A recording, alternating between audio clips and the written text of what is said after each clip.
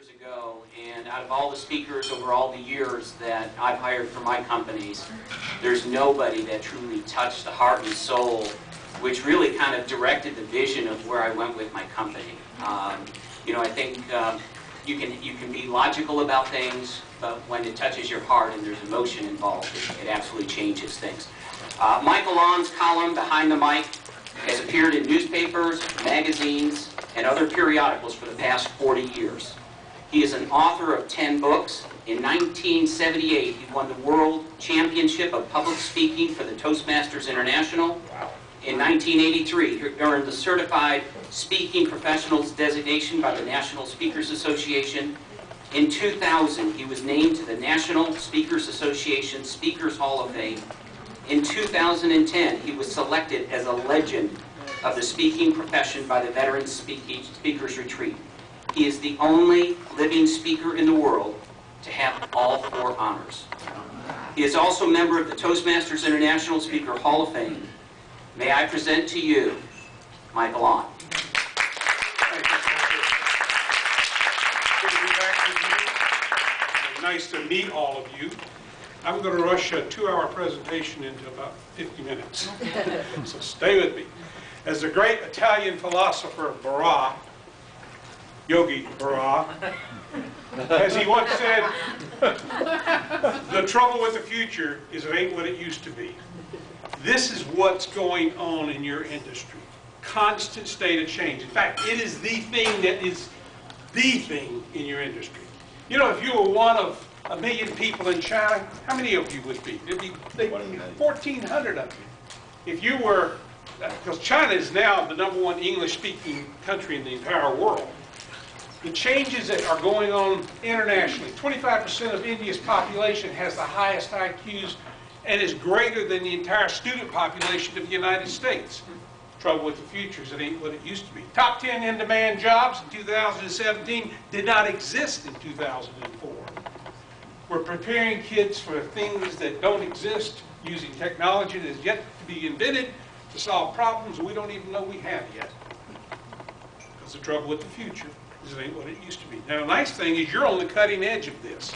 What you're doing is the new wave thing. So don't apologize for the situation you're in, but know that knowledge only has a very short shelf life. And what you put in your magazines, content-wise, is absolutely the key. People will read them if they walk away with value. So today's college graduates will have 10 to 14 jobs before they're 38 years of age. Scary thought. I worked in one company for 40 years. What am I doing wrong here? Oops. You want to bless this thing and make it work? Steve, just go start slideshow, upper left, play from start, and then he can just go ahead and I did that. I don't know how I did it. Yeah. Okay. It'll take a second. It'll queue up now, then just hit the down button so you get caught up. There you go. That's all I was saying. My bad. Let's skip through some of these real quickly. 1 in 5 couples met online last year, and that number is going up, by the way. So when people are reaching out, they're reaching out in different ways. When MySpace first hit the marketplace, 200 million subscribers, that would have put it right between Indonesia and Brazil as the 5th largest country in the world, if it was a country. I like what Bill Belichick said about MySpace. He said, I don't do Facebook and I don't do MySpace. My face is Facebook.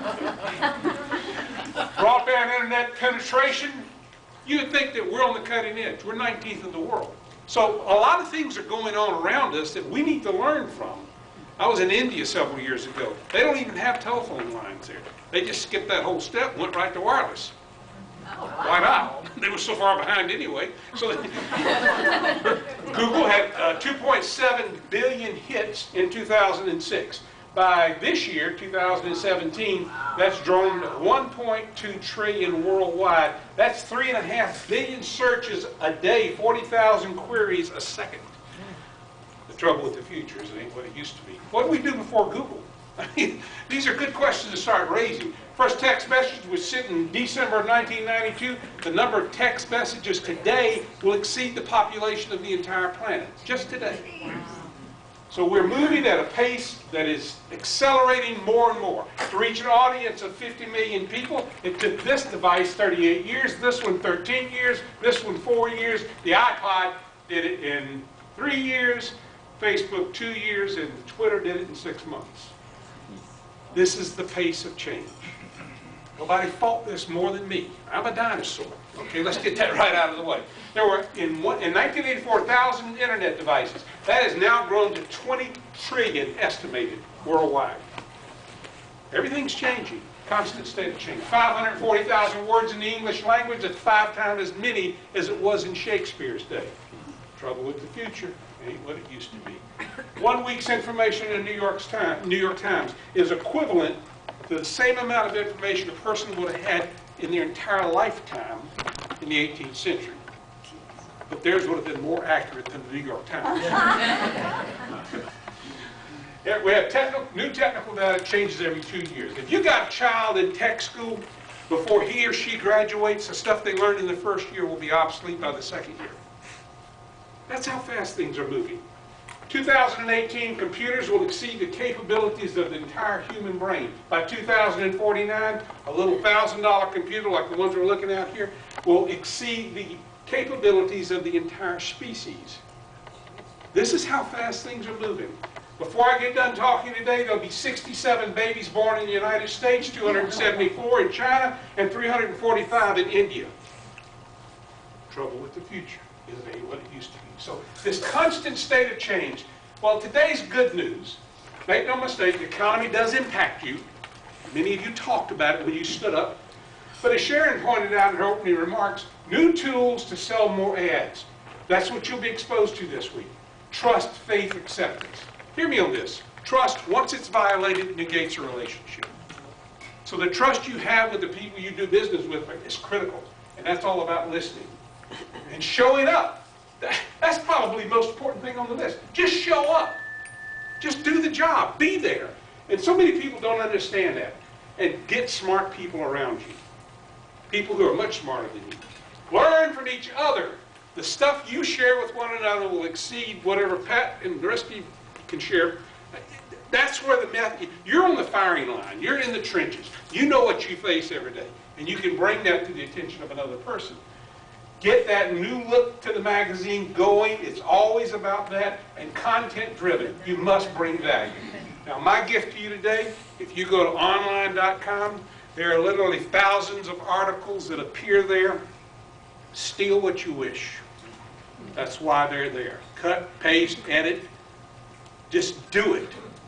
Because that's where good, and a lot of this is about sales and marketing and management, that kind of thing. But so much of it is just about living life. And these columns have been appearing, they're in 1,500 newspapers in 41 countries. So it gets out there. And I have to actually write the columns a month and a half in advance to get them to a country in order that they can translate it into their language.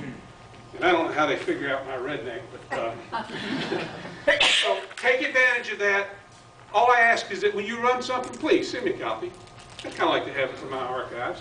So how many of you are members of the Silver Spoon Club? Born with all the information you're ever going to need, all the good looks, all the money. You just go work for fun. Does it look like Mikey? Here I am at birth. No neck. I still don't have a neck. I mean, things are really... The Monsignor kept the silver spoon here. Here I am with my 10 brothers and sisters. I didn't sleep alone till I got married. First told me, it looks like a taxi cab with the doors open, doesn't it? I played for my grandfather's meat market. He had they nicknamed the team Mac. So I was a member of the meathead, and my nickname was Yogi because I looked like Yogi Berra. I also looked like Alfred E. Newman. Thank God that one didn't stick. Now, I got grandsons now, and I've nicknamed him Yogi, and this one's Spike because his hair is so long now, I had to spike it up. Now, believe this, if you will. That's my baby picture. This is Yogi today. Yogi yesterday, Yogi today. I look more like him than his twin brother looks like him. But they're great little kids. I learned from them all. That's Yogi, all right. So, I like the way that really worked out on that transition. It's the custom move. Stupid. That's the latest book that I've written. You can get it off of Amazon. Some great information in there. But I'm going to kind of simplify the customer service facts today. How would you respond if your delivery systems were forced to be changed? Now remember yesterday's delivery systems? They kind of look like this. Today, several of you spoke about distribution. It is absolutely the key. The best written books in the world don't do any good sitting on a shelf. You've got to get the material out there. And the methods have changed and the way we dispense them has changed. So it's about the information and knowing the score and what works for you and stop doing what does not work. We get very good at what we're comfortable with. We can't do that. So the business has always gone to the swiftest, not necessarily. Sometimes it's the slowest who take their time to get there. Over the next few minutes, I'm going to share with you 13 key reasons why people choose to and to not do business with you. And I've subtitled this as, it's about pizza parlors that deliver when and what they say they're going to deliver. Domino's Pizza built its name on delivering pizzas in 30 minutes. And then the $70 million lawsuit arrived, and that changes your promise a little bit. But they still make their promise. If you don't like, you don't pay. Got a complaint? As a vendor in Detroit, I was working for Tom Monahan years ago when he owned Domino's. They would get a phone call on a Thursday afternoon at 4:30 ordering a Domino's pizza. By 5 o'clock, they had it delivered. By 5:30, the guy called back up and said, I did not like my pizza, I want a refund. And by 6 o'clock, they've been giving this idiot a refund for the last 3 or 4 years over that period of time. So I asked him, I said, Tom, what does this cost your company? Well, not counting the lawsuit, it cost him about $200 a year for that vendor. He said the story 60 Minutes did on was worth over $10 million. See, news travels. Bad news too.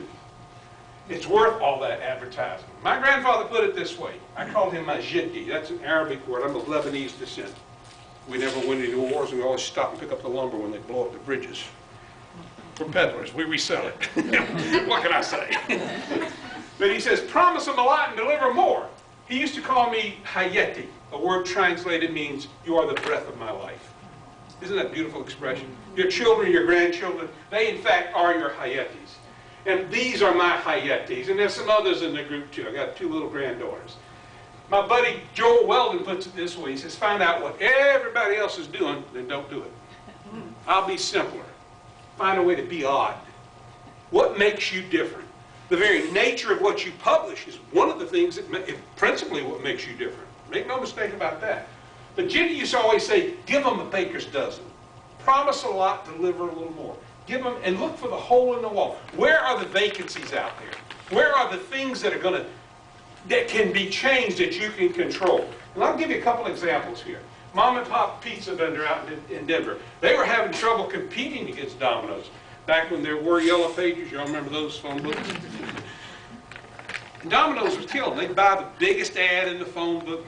So the vendor decides he'll run about a couple of $100 worth of radio advertising over the course of a week.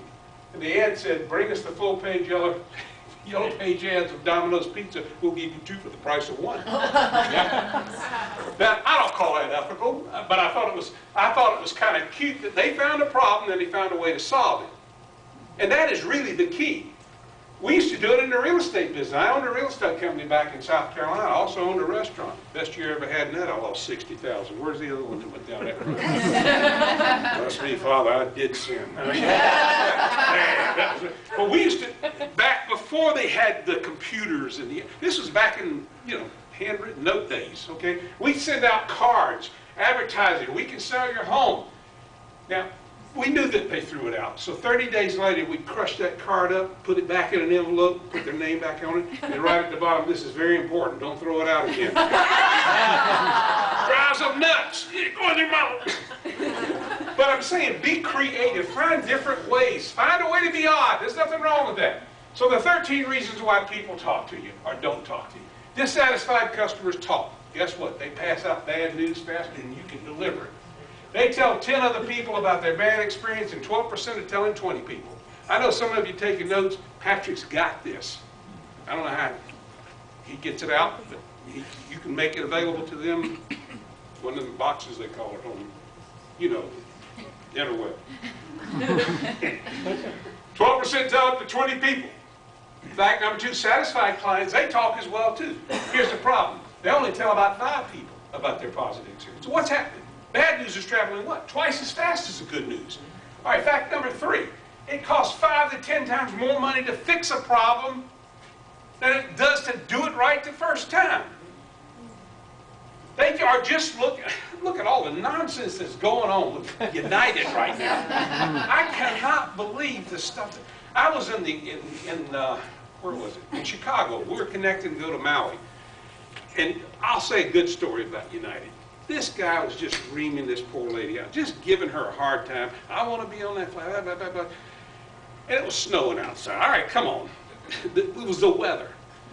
And finally, she leaned over the counter and she said, "Sir, there's 2 of us in the room that care about your problem. One is fast losing interest." Of course, that shut him right up.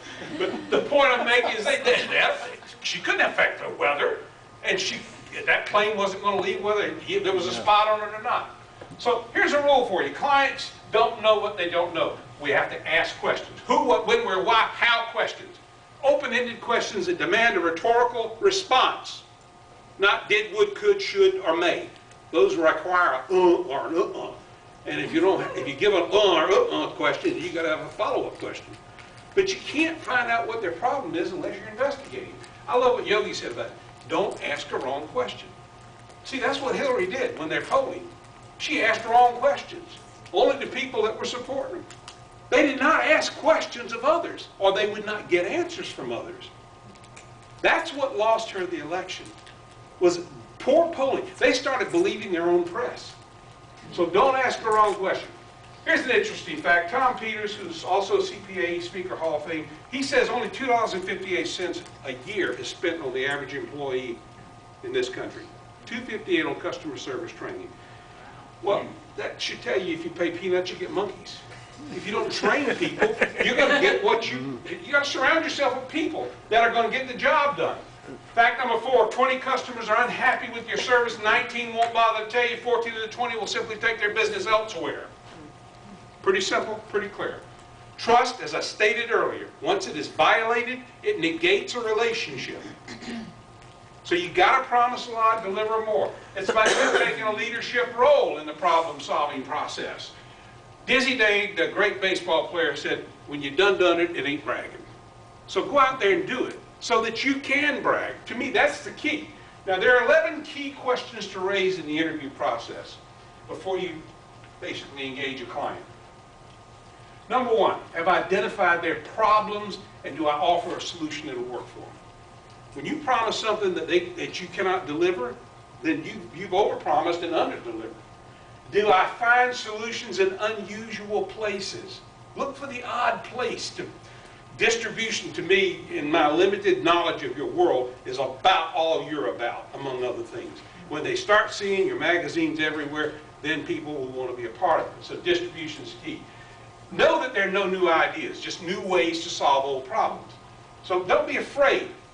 Do I know my ethical boundaries? Don't promise things you shouldn't be delivering. Do I recognize complaints? My buddy Jeff Slutsky, he and I wrote a book, Toastmasters International Guide to Successful Speaking. He says, no, there are no friendly complaints. A complaint's a complaint. That's not friendly. Fix it. Fix the problem. Do I realize that it's rarely about price? Price, by the way, is not the only consideration. In fact, in many cases, it is not a consideration, if you can prove value. Do I realize that marketing is useless if I'm going to mistreat the client? I don't know what it could have cost United. I've heard in the hundreds of millions, this little thing that went on with them, and Delta's going through the same thing. Well, it's happened before. The problem is now everybody's got a phone that can video it. So I don't know what it will ultimately cost them, but their stock almost 300 million down that first week. Do I know how to communicate effectively and persuasively using your story? The stories I heard here today, I wish I had a recording of them. I'd steal every one of them. First time around, I'd say, as that person once said. Second time, I'll say, as someone once said. Third time, I'll say, as I've always said. Now, those are some good stories. And that's the kind of thing you need to put into your presentations that may not be there right now. Your personal stories. Have underestimated the power of storytelling. Use stories. Stories are the key to the whole thing. Can I survive until I thrive? A lot of newbies in the group. I noticed that. But you got to survive until you can thrive. And that's okay. We don't all start running, and we're not all doing $1 million like some of you folks are doing. 90% of unhappy customers, fact number 5, will never do business with you again, and they won't even bother to tell you why.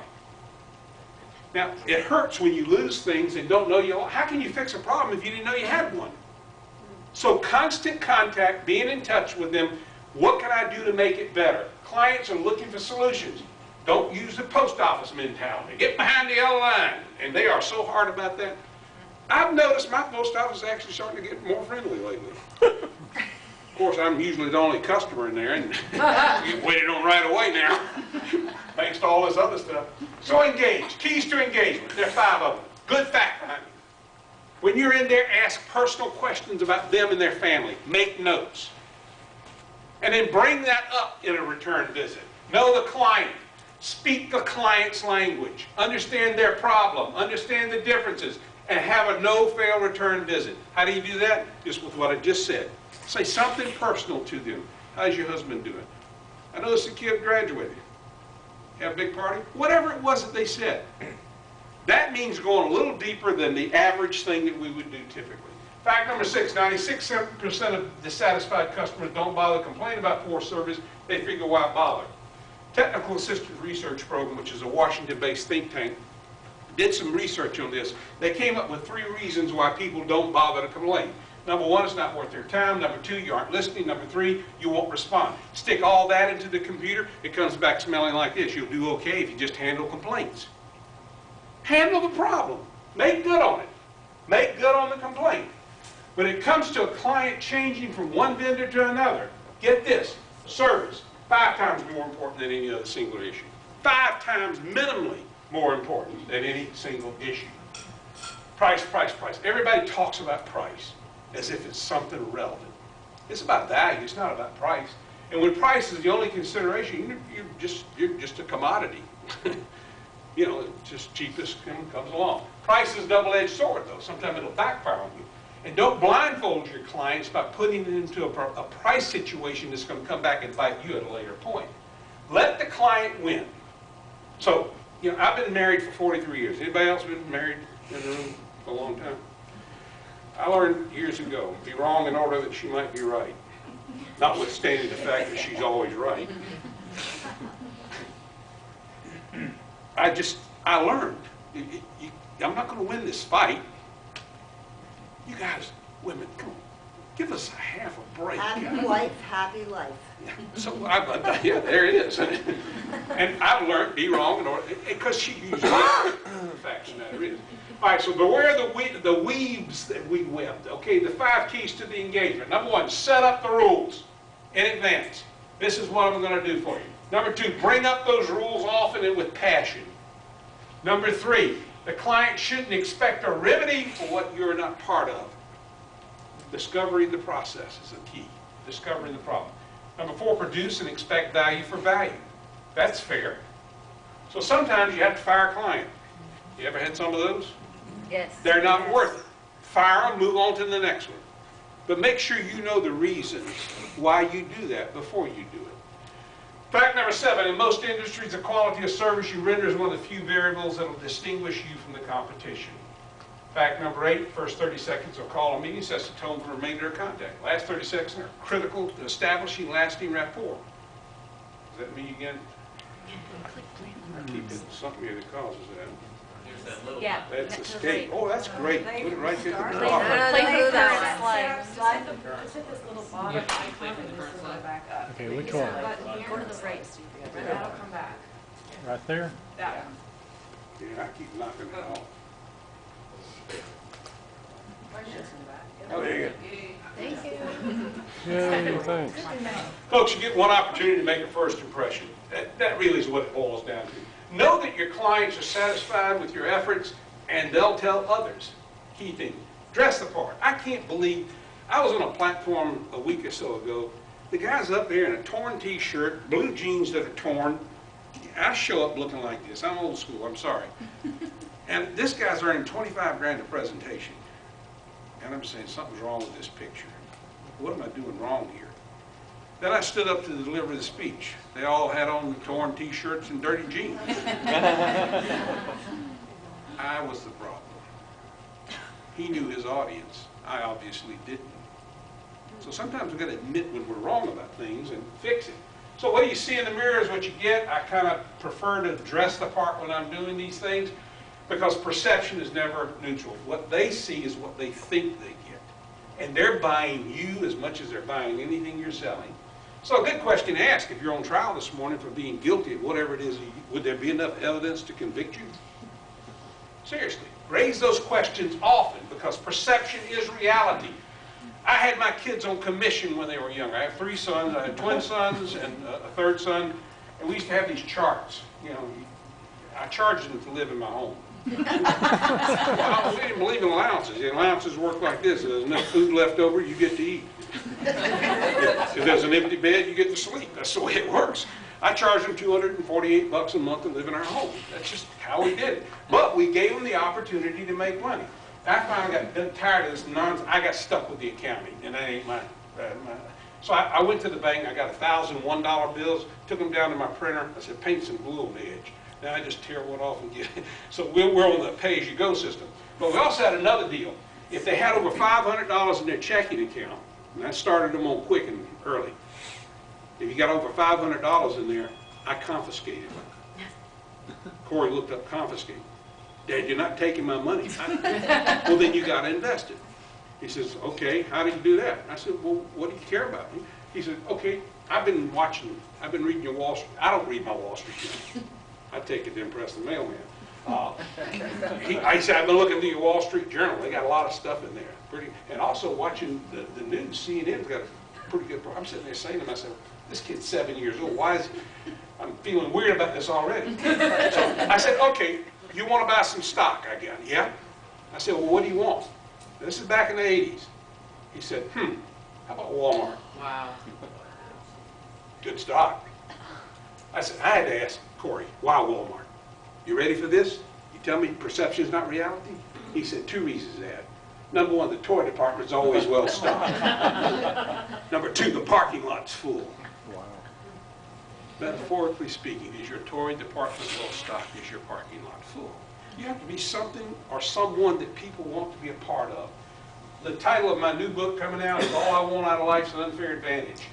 And that's true. You should look for unfair advantage at every chance you get. And providing the high quality of service will give you that advantage. The same skills that lead to increased customer satisfaction also lead to increased sales. It goes and it grows. Now, I've learned 3 things about motivation. You can't motivate anybody to do anything they don't want to do. People who aren't here today were more motivated to be somewhere else than they were to be here. Nevertheless, they were motivated. Motivation is internal. It's not external. I can't come here, bless you, and you walk out of here motivated. It's not going to work. And yet, all people are motivated because they were more motivated to be somewhere else than they were to make the investment to be here. Third thing I learned is people do things for their reasons and not for yours. Now, the key here is to figure out what their reasons are. How do we do that? Who, what, when, where, why, how? Ask questions in the interview process and learn to take notes. And one of the things I always taught my agents, I have 20 offices here in the state in our insurance practice. We always taught the agents, ask permission to take notes. Ask permission. May I take notes? Whether you do it on a hand device or whatever, whether you do it in, I use journals because I was around before electricity was invented, so I use journals. But ask permission. What you're saying to them is what you're saying to me is very important. I want to write it down so I don't forget it. And people are confident because in their minds what they're saying is the most important thing that can be said. So don't rush to solutions, and here's how you do it. There's 10 steps. Rules to live by, preparing solutions. Number 1, get the client involved in the development of the solution. What is it you're trying to accomplish? Number 2, the more information you gather, the better. Absence of information has you guessing. What does the client really need? Who should be involved in this process? Here's a big problem. We don't actually get to the decision maker a lot of times. Then you end up having to come back. Or you end up having to depend on him or her to go back and sell it to their spouse or their partner. And it's tough to do. They're not going to do as good a job as you. So get the decision makers there. Make sure that you deliver the presentation that you promised. What happened? Ask what happened in the last experience like this that you've gone through that really made you mad. That's a fair question to ask. What don't you like about this? Or if they decided to fire you, can I ask a personal question before I leave? What didn't you like about this? I'm always trying to improve what I do. The great strength of the salesperson in this new millennium lay in his or her ability to show their vulnerability, to open up, and to show that they care. That's why the personal stories that you shared here today, dynamite, powerful stuff. What can I do that would really please you? Your solution must be appropriate. It's got to fit, it's got to be financially safe, and so forth. And never volunteer what they didn't ask for, because that puts you in a predicament. And finally, be flexible in your structure. And as I stated earlier, don't be afraid to fire the client, because at some point, we got to fire the client. Maybe because they're no longer in existence, maybe because you can no longer afford to do what they're asking you to do. See, people are willing to pay to receive better service. Fact number 10. Satisfied clients willing to pay more. But don't be afraid to get the axe out if you have to. When we're marketing, we have to market both horizontally, looking for new places to do our business, and vertically, going deeper within clients that we already have. The good news is they already like you. Now find another way to help them. So both vertical and horizontal. So what happens when you have a low supply of something, high demand? Price goes up. Pretty simple. How do they pay you? With loyalty. Pretty simple. Am I going too fast? This is basic stuff. Know that it's rarely about price. There's 6 ways you can justify your price. Number, counter with more value. Give them something else. Sell some extras. Give them some bonuses. Promise a lot, deliver more. Find out the real objection. What is it that is really the problem? And number 5, get an agreement for the value of the solution in advance. And if I can deliver it, would you consider continuing business with us? You got to uncover and expose hidden objections. Number 11, 95% of dissatisfied customers will become loyal customers again. Big word, if. If the complaints are handled well and quickly. There are going to be problems. You get on your knees tonight and you thank their maker that there are problems out there. If there were no problems, you wouldn't be necessary. We could have put a bow tie on a monkey and teach him how to do it. We're problem solvers. That's what we really do. There are going to be problems. Be thankful that they exist. Use this 4-part formula to handling complaints. Number 1, soften it first of all. Number 2, isolate it. Now, my wife is very good about this. She zeroes in on the problem, and she's so focused. God, she knows me so well. And I try to run to this excuse or that. She said, denial should be your middle name. I said, well, rephrase it.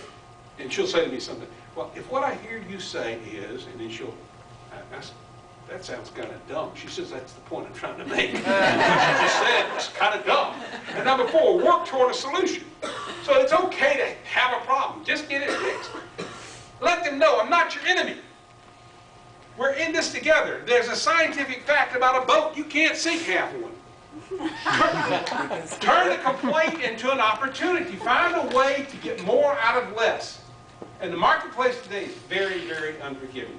Evidenced by this story. The story of Belle begins simply enough. A 60-year-old woman, her beauty fading beneath the sags and wrinkles, hopes to turn back the years with plastic surgery. Belle's facelift left her with tortured by pain, horrified at her new face, and infuriated at the man she blamed for the misery. After a year of suffering, she confronted her plastic surgeon in his office and blew his head off. And then turned the gun on herself. Now, some might call that the ultimate customer service response. But people get really angry when they don't get what you promised that you would deliver. This is the ultimate, yeah. Don't let difficult behavior build a wall. Tear the wall down. Make a new paradigm shift out of it. You're going to bump into a number, basically 5 different kinds of behavior. The irate or the abusive customer, okay? The impatient or the demanding. They wanted it yesterday, all right? And then there's the timid or the non-communicative. I got to fix that. I blame Apple Computer for this. I got one of those old, what do you call them? Linear Easy One computers back there. They don't even exist anymore. These are the toughest people to deal with. They just sit there. It's like punching a semi-inflated balloon. Nothing happens. You know, if they're giving you objections, you're in good shape. Get on the road there, okay? Know-it-all or non-listener. You'll bump into them along the way. And then the overly friendly client. Reminds me of my banker. Sometimes he'll want to get up on the same side of the table with me and put his arm around me. When I know he's doing that, it's fixing to cost me something. So be aware of that nonsense. So a great sales presentation ensures future business and really a future opportunity to come back. For your business, you're actually a business partner. And if you'll let them know your success and my success is intertwined here. We are together in this. As I stated a moment ago, beware of paying the price game. Put these huge billboards up. Get your haircuts here for $6. And the guy right down the street is getting killed. So he puts a new sign in front of his. We fix $6 haircuts.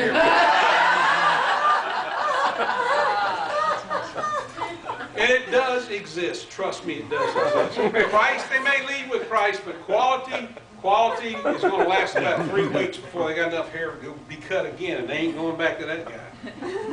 I did some speeches a number of years ago for New United Motors. They were a company, they're a Japanese and an American company, Japanese management system and an American U.S. labor workforce. And I'm thinking in my mind, this is like water and oil. They ain't supposed to mix, you know. So I'm in the plant giving the speech, and I kept hearing this music going off in the background. It was Japanese music. And I asked the plant manager, I said, what was that music I kept hearing? He said, that was our Mayday. I said, your Mayday? Yeah, the kind of music defines where the problem is. Everybody drops what they're doing, and they go to that part of the plant, and they solve the problem. That's pretty innovative thinking. I had to ask him, what the union had to say about that? He said, oh, they thought that's wonderful. They said, how come they hadn't come up with that before? Amazing. See, together everyone accomplishes more.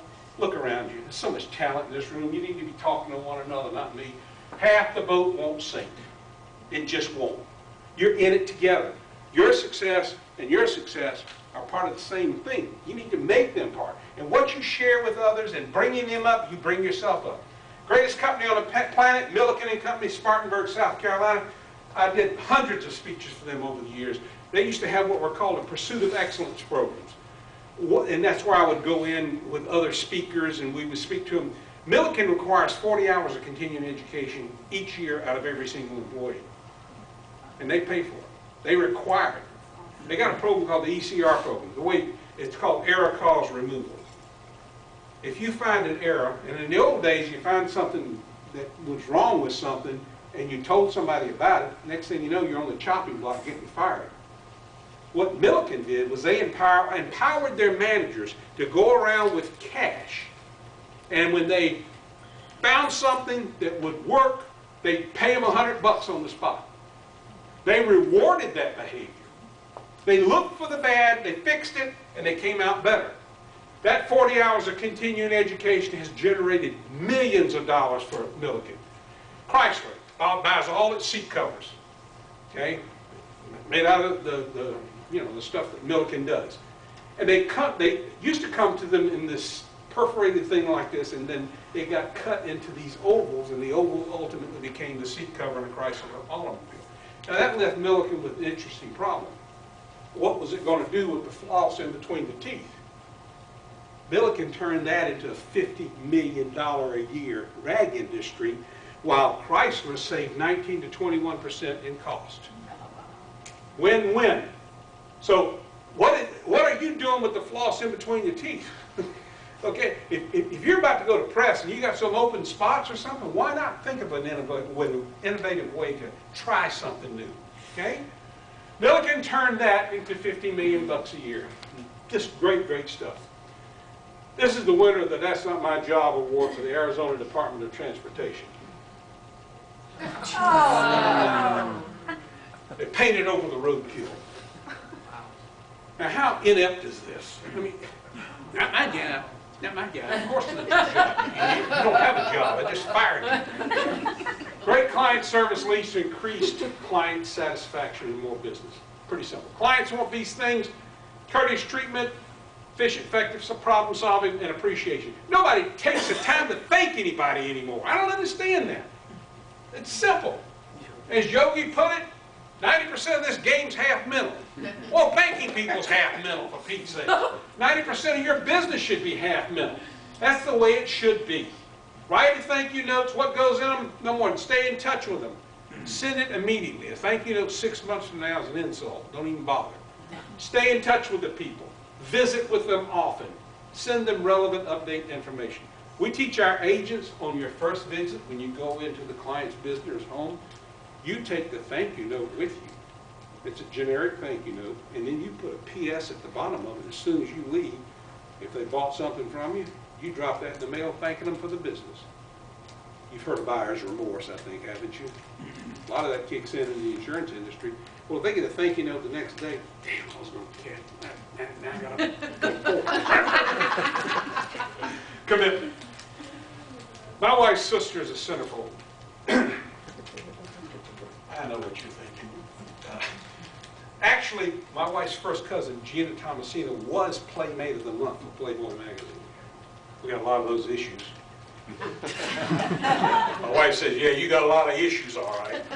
Well, Gina was a looker, no doubt about it, but she's now part of this Bimbos of Orange County, whatever that thing is. I ain't figured that program out yet. I tried to watch it. I've suffered through it, and I haven't figured it out yet. So now it's about a 5-minute hike around her, so she ain't quite the babe she used to be. But my wife's sister was a centerfold for Cool Max. Ironman triathlon team. She'd fall in love with you people and what you do. I mean, she'd be your biggest fan. Here's Janet. Zoom in on her. She'd hop in the ocean, swim for 4 miles. Get out of the ocean, get on a bicycle, pedal for 112 miles. Then, as if she ain't tired yet, she'd run a 26.25-mile marathon. Folks, the light's on. Nobody's home. She does that a dozen times a year. So commitment. I'm going to close with this. I'm going to try to give you some time. But where I'm at, Pat, I raced through this. I apologize. You did, about 17. Okay, I'll bring you under. When I think of commitment, I think of a story about a young crippled black child, a little girl by the name of Wilma Rudolph. She was born premature, 4.5 pounds, on a ghetto farm in the backwoods of Tennessee. At the age of 4, she was stricken with double pneumonia, with scarlet fever. This deadly combination left her with a paralyzed and a useless left leg. Doctors told her mother, that child will never walk. Her mom's response was just a line from a favorite hymn. She said, Wilma will climb her highest mountain if she does it a step at a time. Her first step was a very painfully massaged step. They had to teach her to walk with a steel brace. That took 5 torturous years. But on her 9th birthday, doctors were amazed to see her take a step without the steel brace. The next 5 years were spent developing that step into a smooth, rhythmic stride. On her 13th birthday, Wilma joined the track team. She proceeded to come in last in every single race. One day she finished second from last. One day she finished second from first. And one day she won herself a race. And now with the feel of victory in her blood, she began to run with a reckless abandon. One day she won every single race that she entered in the entire meet. That day she won herself a new nickname, Lightning Rudolph. Lightning came to the attention of Coach Ed Temple at Tennessee State University. He said, Wilma, come to my school, run for me. Wilma said, if running will get me an education, Coach, I'll come to your school. I'll run harder, I'll run faster than I've ever run in my entire life. I promise you I'll never give up. Now away at school, things were about to change for Wilma. No longer could she depend upon the motivation of her mom. Her mom was dead. She had 16 brothers and sisters. It was a poverty family. But she couldn't depend on that motivation any longer. Motivation, as all motivation, had to come from within. And the next time you're thinking about not going on that call, next time you're thinking about quitting, next time you're thinking about anything negative, get it out your mind, replace it with something positive. I carry pictures of my grandsons for that. That puts a smile on my face, and I'm on to the next one. But Wilma did have the ability to motivate herself, because in 1960, Coach Ed Temple at Tennessee State University said, Wilma, come to my school, run for me. If running will get me an education, I'll come. I'll run harder, faster than I've ever run. Away at school, she was recognized and she went on to become part of the U.S. Olympic team. Now, those who were in the stadium in Rome that year thought that Wilma looked a little bit lonely.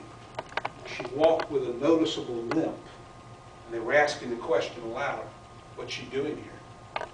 What's the United States trying to prove? It took me exactly 11 seconds to get the answer to that question. When the starting pistol cracked, she tore up the center path in a world record 11 seconds, snapped the tape, and captured her first gold medal. Her second race was the 200-meter dash. Once again, everyone knew that Germany's Jetta Heine, seen back here, was going to win it. She held the world's record. Everyone knew it but Wilma. When the starting pistol cracked, they both tore out to the lead, leaving the rest of the group behind. Wilma pushed out to the lead, snapped the tape, captured her second gold medal. Now, several days later, Wilma and Jetta would again be competing against a revenge-seeking Jetta Heine this time. She'd been beaten twice. She didn't want to lose the third one. The Germans held the world record in the 400-meter relay. They were sure to be the favorites. First runners handed the batons to the second, second to the third. When the third runners handed the batons to Wilma and to Jetta, Wilma dropped hers. And the great German Jetta Heine raced all alone for what appeared to be a sure victory to the finish line. No one knows what happened in that next instant. All I can think, for a fleeting moment, Wilma looked beyond the cinder path, beyond the walls of that stadium, and sent out a cry to her dead mother back home in Tennessee. And a still, small voice came back. Never give up. Never give up. Never give up. We don't know if that really happened. We do know what Olympic records tell us did happen. She was hopelessly behind. Less than 100 yards to go, she reached down and grabbed up the baton with one fist, and in what Olympic records have come to call a miracle today, she pulled up beside the great German Jetta Heine. The two raced neck and neck, stride for the finish line. 75 yards to go, 60 yards to go, 50 yards to go, 100,000 screaming fans on their feet yelling wildly, because they knew they weren't just watching another race. They were witnessing a miracle. Even Jetta Heine fans joined in. Vas-y, go, go. The rest is Olympic history.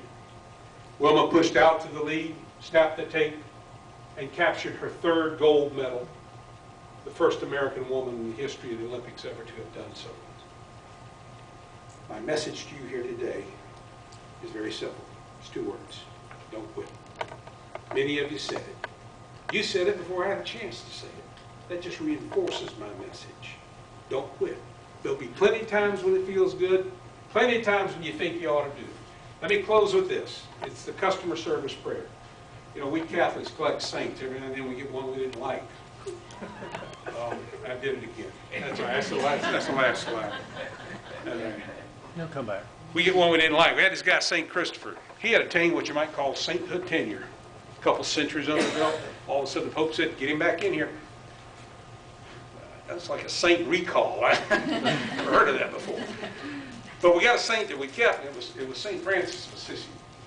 And his prayer goes like this: Lord, make me an instrument of your peace. And I don't mean to get holy with you here today. It's a customer service prayer. What greater thing could you be than an instrument of peace to bring harmony to the people you're dealing with?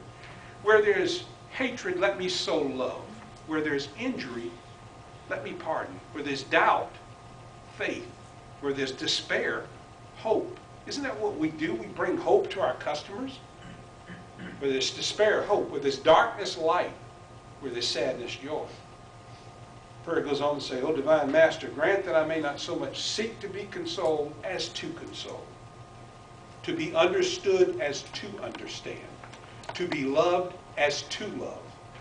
For it's in giving that we receive. It's in pardoning that we are pardoned. And it is in dying that we are born into eternal life. You guys have been terrific. I cheated you on time. I'm sorry, but I got you some time back. I knew I'd be the only thing standing between you and lunch, and I didn't want to get killed. Patrick?